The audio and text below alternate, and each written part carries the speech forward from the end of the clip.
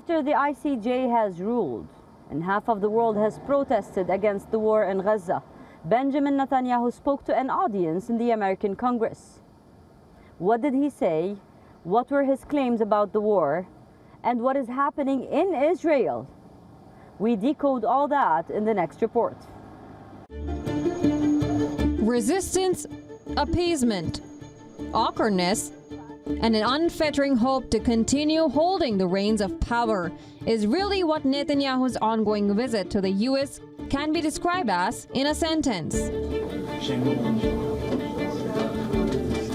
His attempt to show both his supporters and critics that Washington still has his back is not exactly going as he would have liked.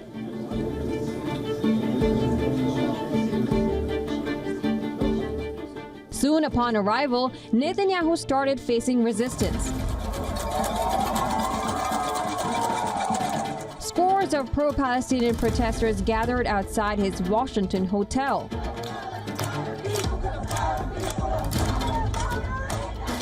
The numbers kept swelling overnight.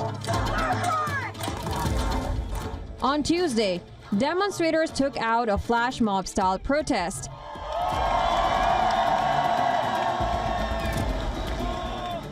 Thousands marched to protest Netanyahu's visit on D.C.'s streets.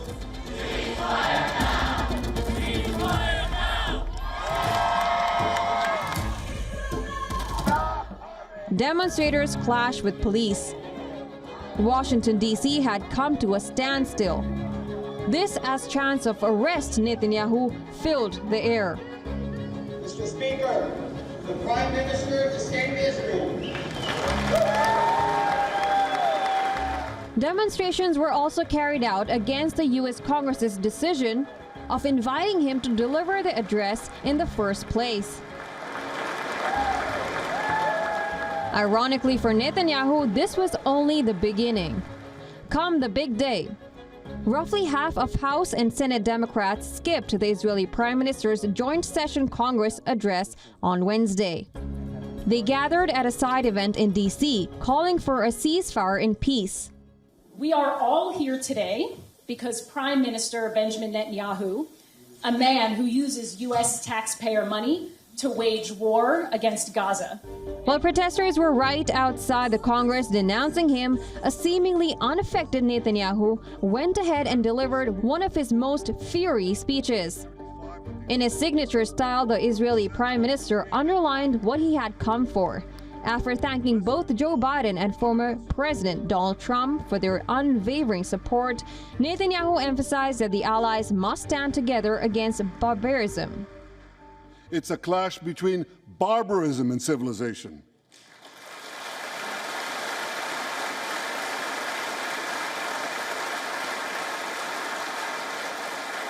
It's a clash between those who glorify death and those who sanctify life. He slammed the International Criminal Court. However, he did not go into the specifics of a hostage deal. As we speak, we're actively engaged in intensive efforts to secure their release, and I'm confident that these efforts can succeed. Some of them are taking place right now. Netanyahu also called for the defeat of Hamas as a precondition for peace, saying he would settle for total victory and nothing less. But he did not give out clear details of his post-war Gaza plan. The day after we defeat Hamas, a new Gaza can emerge. My vision for that day is of a demilitarized and de-radicalized Gaza. Israel does not seek to resettle Gaza. Netanyahu was also quick to take on the protesters. During the address, Democratic Representative Rashida Tlaib held up a sign that said "guilty of genocide" on one side and "war criminal" on the other. It's amazing, absolutely amazing. Some of these protesters hold up signs proclaiming gays for Gaza. They might as well hold up signs saying chickens for KFC.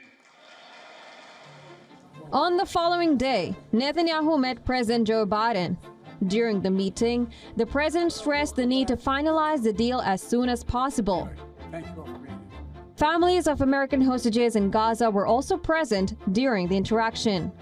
We've got to get this hostage deal in place so we can get a ceasefire also in place, at least for phase one, for that those first 6 weeks. Hostage families in attendance said they got absolute commitment to ceasefire from Biden and Netanyahu.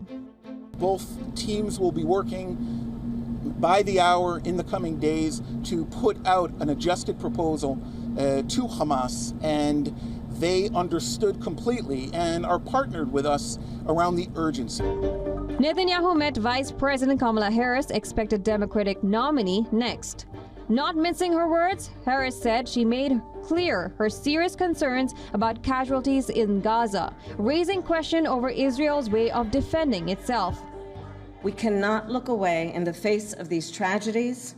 We cannot allow ourselves to become numb to the suffering, and I will not be silent. It is time for this war to end, and end in a way where Israel is secure, all the hostages are released, the suffering of Palestinians in Gaza ends, and the Palestinian people can exercise their right to freedom, dignity, and self-determination. The awkwardness of the meeting was evidently underlined in Harris's comments. Furthermore, reports suggest that Netanyahu's delegation to Washington were also disappointed after their meeting with VP Harris. The news came one day after Israel delegation postponed Qatar trip for Gaza ceasefire talks. The Prime Minister faces pressure both at home and abroad to bring an end to the Israel-Gaza war, now in its 9th month. And it looks like the Republican presidential hopeful Donald Trump may be Netanyahu's best bet, provided Trump emerges victorious in November's election.